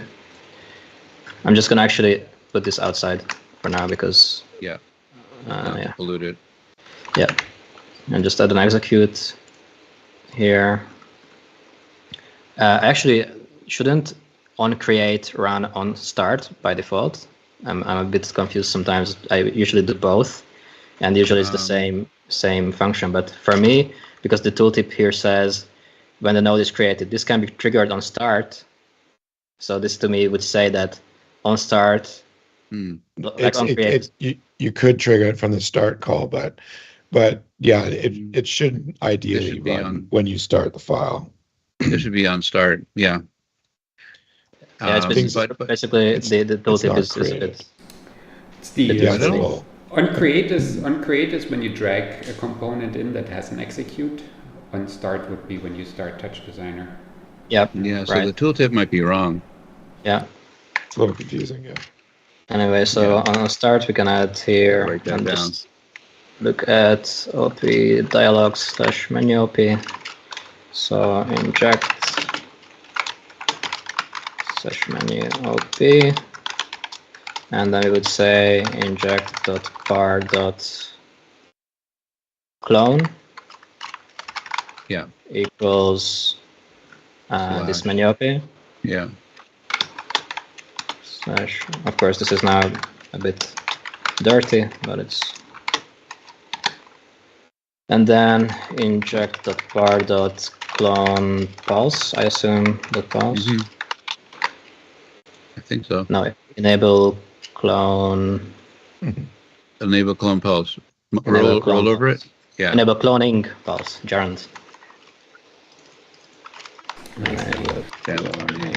Pulse. Yeah. And then because my script runs 60 frames delayed from start, this should run actually first. So let's save this and let's open this up again. Let's see if it works. And then answer some trivia questions. Here we go. 3 minutes left. It says 5. But it is 3. Okay. So we didn't get an error, which is good. And it's there, and my filters are also there. Let's see if... Oh, their filters are there too. Wow. It works also. Let's see if there's anything. Okay. Yeah, it works. Nice. Cool. Yeah, so it's really Cool. good. So can I include this? Yep. It's really good to see how here, but that was we should add interrupts and things like that into these tools to make it simpler to, like in the op create there should be interrupt callbacks that are accessible where you can inject your code more easily between the clicking on something and placing it. In the development of of those tools, we should watch that we always keep these places where people can inject their own stuff. Right. Agreed. Special places to inject your own stuff. Yeah, if you want to open up this whole kind of terms of modifying more easily. Yeah. I mean, if people are going to do it anyway, why not help them a little bit, right? Yeah. I'm glad you made use of that empty space. That was one of my trivia questions, actually, but now that's really moot. So that's which was? Which was let me see. Flip from my. Oh yeah, what TouchDesigner real estate is Dan most famous for occupying? Answers in the chat. I mean, it's obvious now. Okay, let's move on. Okay. Okay. Hang on. Oh, yeah, right. Wait a second. We need the next music. question. There was the first question, though, right? Did we get any answers? Yeah. Do you have an answer? Yeah. So we did have some answers like way back in the chat, but Dan, did any of those we come had? Close? Let's just say what we have. We have 0. Yes. We have 0. Yeah, that's a good one. 10,000, 55,000, 387, 500, 32,660. I think 32,000 comes closest. It's about 25,000. So how did you count that? There's a very handy tool. Anything? Or wait, everything. Everything, yes. Sorry.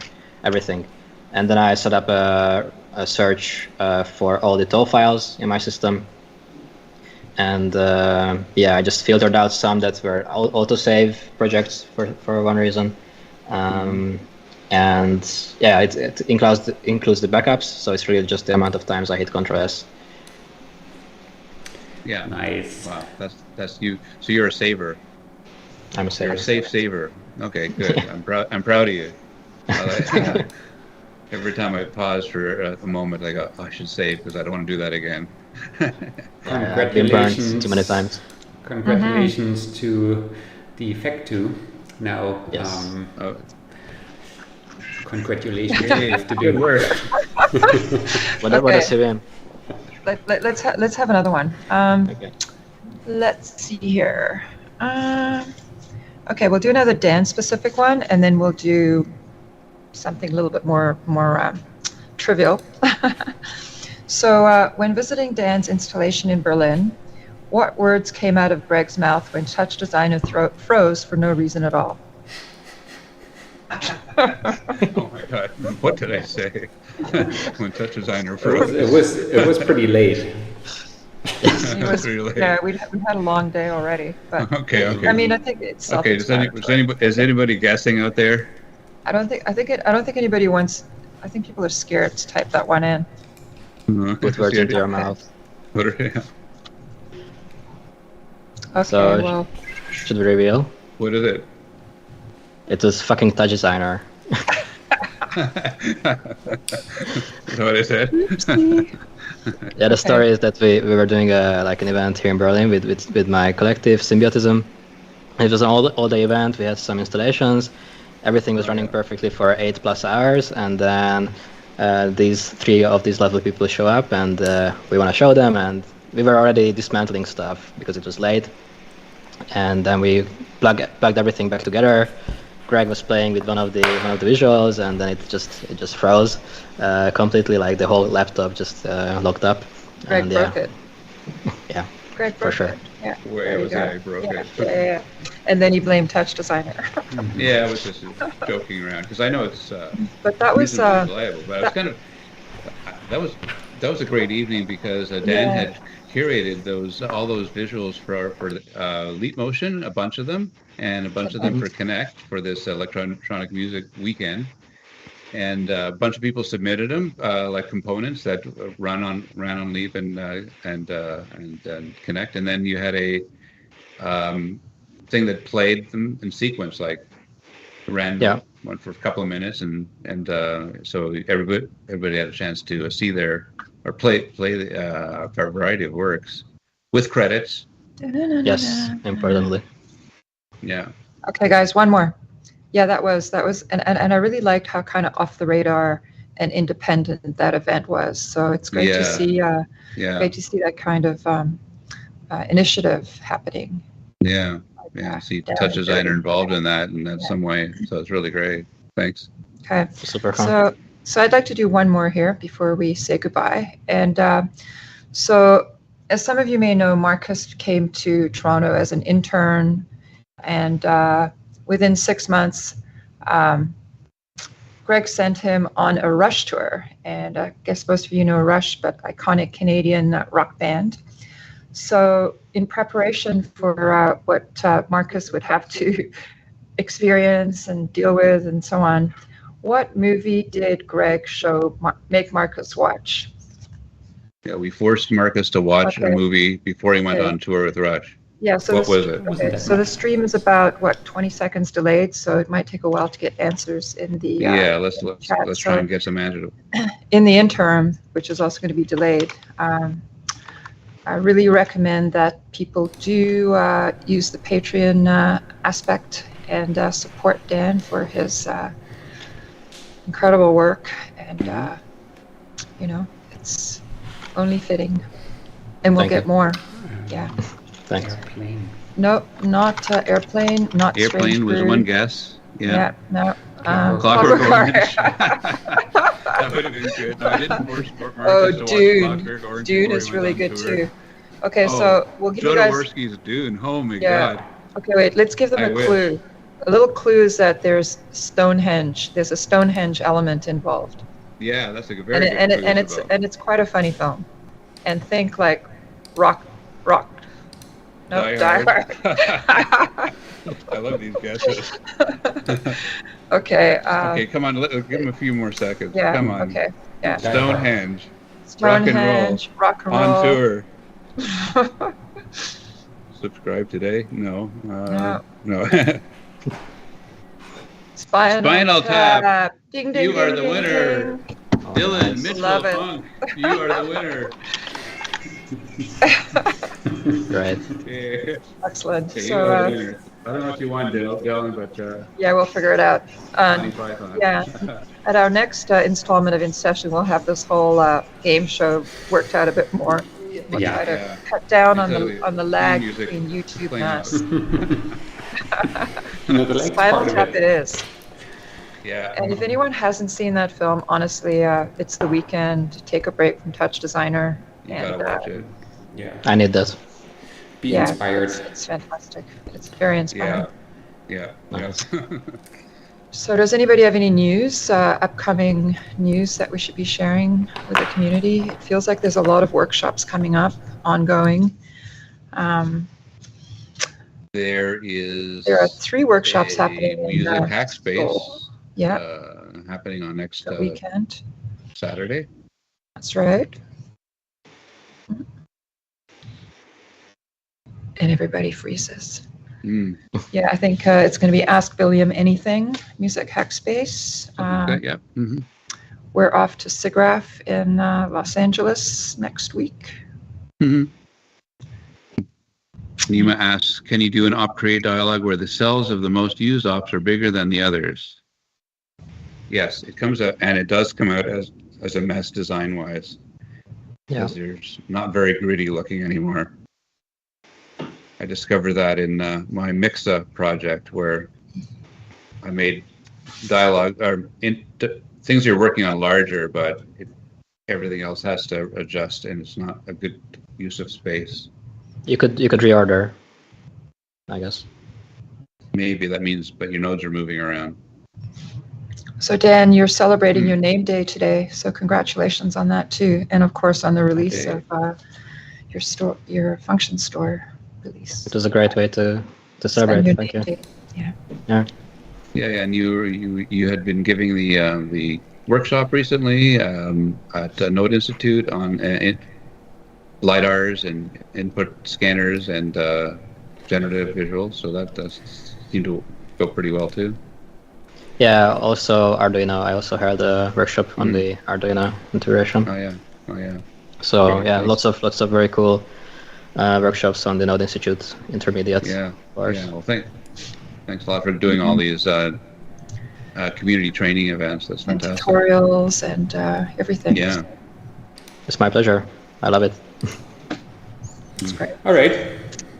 So one other thing, just to mention the roundtable also at the Node Institute. Wieland is saying that's probably end of August, the next one. And with that, I think we should call it. It's been a good time with you all.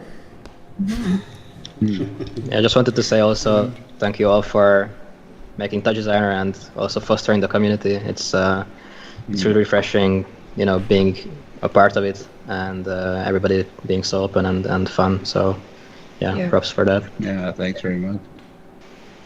We love it. Good stuff. And thanks everybody for watching. Yeah, thanks for watching. Thanks everybody up there who also is doing the same thing. If anybody has questions, just reach out to me and I'm happy to help with anything. Wonderful. And we'll see you soon. See you in about a month for and the next one. in other places. Thanks. All right. Bye-bye, everybody. Bye, everyone. Bye, everyone. See you. Happy weekend. We miss you. We do. All right.